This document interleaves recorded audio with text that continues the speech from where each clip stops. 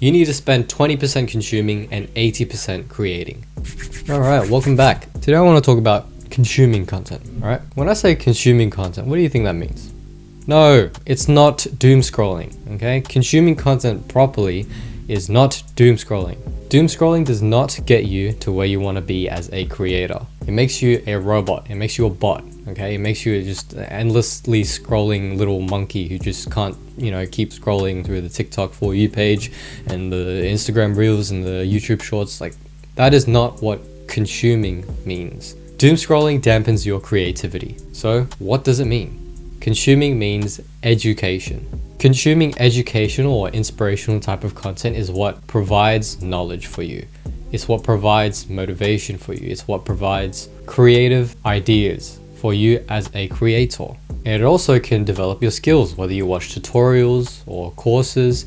That is what consuming means. All in all, the content that you consume has to help you level up as a creator.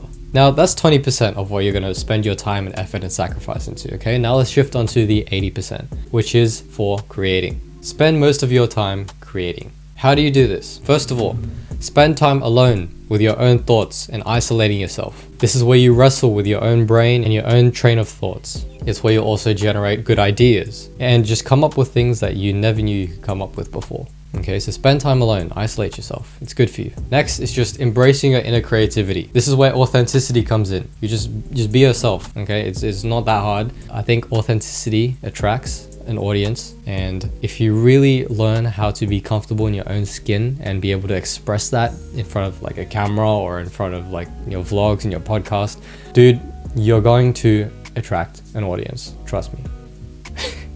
Like, I'm here in my pajamas, like it's like 11 a.m. and I've been filming videos all morning and I'm here still in my pajamas from sleeping last night. I haven't changed. Like, it can't get any more authentic than this. I'm dead serious. Like, just be yourself. It's not that fucking hard, man, please. And I know I haven't been myself in the past few months of creating content, but now I'm just, starting to be comfortable in my own skin. So quick note, don't worry, I'm getting there, and I hope I'm setting a good example, okay? Because I'm not perfect.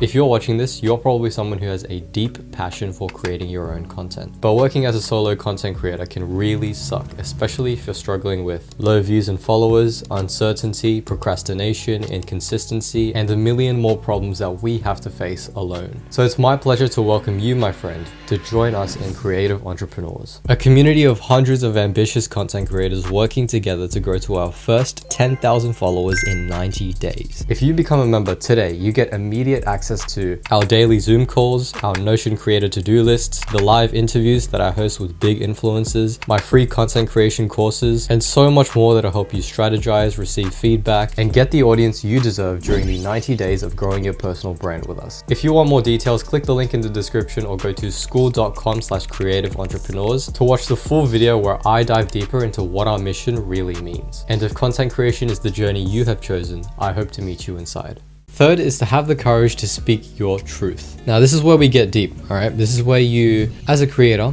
as an authentic creator, you have to express your own ideologies and beliefs and values and morals and just overall mindset from your own subjective perspective. It's where you ignore the social media standards, ignore what other people think about you, ignore every other influence that can twist your perceptions, and just speak your truth and like be comfortable with it, sort of, right?